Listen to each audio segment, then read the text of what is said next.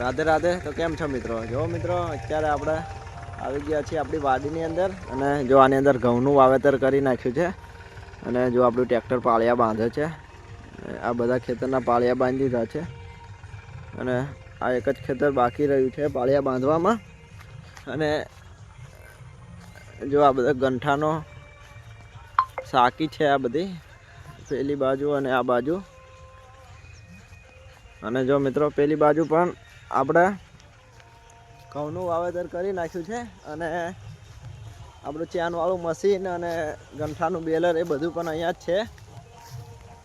જો મિત્રો તમને બતાવી દઈએ કે અહીંયા છે કરશન આવી ગયો છે બેલરને સાફ કરવા માટે, કેમ કે હવે સિઝન પૂરી થઈ ગઈ છે એટલા માટે હવે આપણે બેલરને સાફ કરીને ઓઇલ બોઇલ કરી અને કમ્પ્લીટ કામ કરી અને પછી આપણે ગોડાઉનની અંદર મૂકી દઈએ.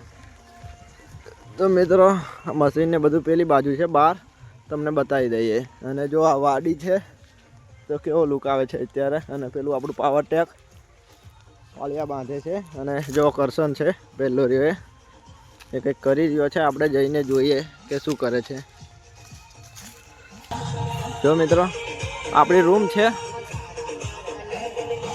અને જો આ ચાનવાળું મશીન આવી ગયું અને જો આ બેલર આવી ગયું અને કરશન ગીત વગાડે છે ટ્રેક્ટરની અંદર અને સાફ કરે છે મશીનને.